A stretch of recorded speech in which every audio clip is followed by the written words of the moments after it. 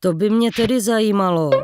Jak to, že tady máte umělecká díla, stará stovky nebo dokonce tisíce let? Promiňte, že ruším, ale to je právě náplní mé práce. Sochy, obrazy a další díla pravidelně prochází rukama nás restaurátorů. Naším cílem není vždy jen vrátit dílo do původního stavu, aby vypadalo jako nové, ale ochránit jej před dalším možným poškozováním a zpomalit jeho stárnutí. Pokud vás to zajímá, představím vám detaily z postupů restaurování.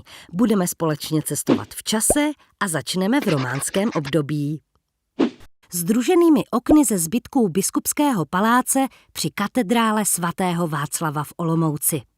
Okna, vytesaná ze spongilitu, jsou dokladem vyspělosti románského umění a vytříbeného vkusu olomouckého biskupa Jindřicha Zdíka. A co je to ten spongilit?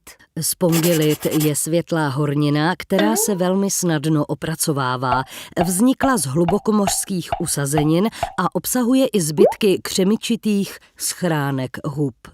Některá umělecká díla čekají na své objevení stovky let. Jejich nalezení je vždy takovým malým zázrakem.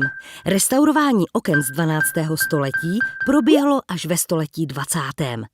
Některé části románských oken zůstaly i po staletí neporušené na svém původním místě. Jiné potřebovaly drobnou opravu a některé se musely zhotovit úplně znovu. Promiňte, a kde si vlastně ta okna můžeme prohlédnout?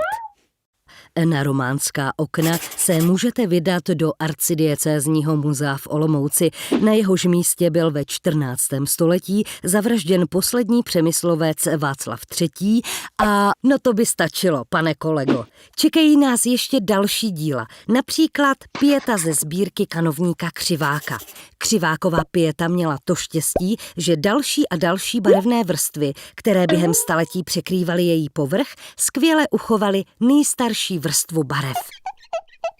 Dnes po restaurování můžeme tedy vidět toto dílo ve stejné podobě jako lidé před stovkami let. A vědí vůbec návštěvníci, co to znamená pieta?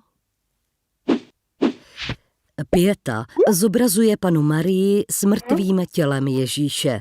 Madonna představuje Pannu Marii s malým Ježíškem. Všimněte si, že Ježíškovi chybí ruka. Přišel o ní v průběhu staletí a my ji můžeme nahradit kopií. Ale máme to udělat nebo nemáme? Otázku, jak moc máme původní díla upravovat, řešíme my restaurátoři hodně často. To já bych tam přidala takovouto ruku. Nebo takovou. Počkat. Asi si úplně nerozumíme. Nejde o to přidat jakoukoliv ruku, ale tu správnou, která zapadá do časového období vzniku díla. Ale můžeme sochu také nechat tak, jak je. Vše je otázkou domluvy a různých přístupů. S Madonami se v umění setkáváme často, viďte? Ano, pojďme si představit ještě Madonu s rouškou.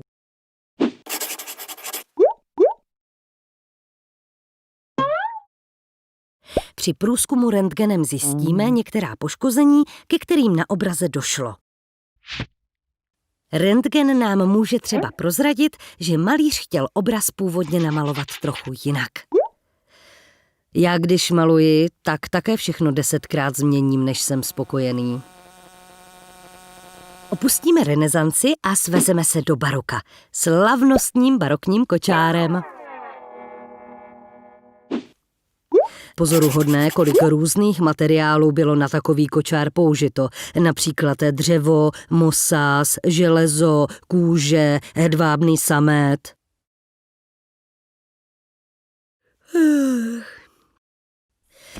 Hedvábný atlas a podšívka, zlaté střapce, olejomalba na dřevě a na plátně. Vzhledem k velikosti, ale také k různorodosti materiálu musel být kočár ještě před odvozem do jednotlivých restaurátorských dílen rozebrán. Každý restaurátor se totiž specializuje na něco jiného. Zkuste si tipnout, jak dlouho může trvat restaurování takového kočáru. 2 roky. A vzhůru do dalšího století. 19. století vyplňuje pestrá škála uměleckých slohů a směrů. Z období symbolismu mám moc ráda jednu kresbu od Jana Preislera. Jmenuje se Velikonoce.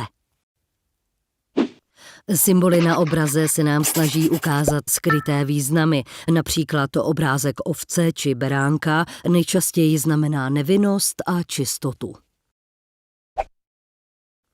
Díla na papíře bývají velmi křehká a při jejich skladování a případném restaurování se musí dávat opravdu velký pozor. Pokud se na papíře objeví trhlinka, podlepujeme ji velmi jemným japonským papírem.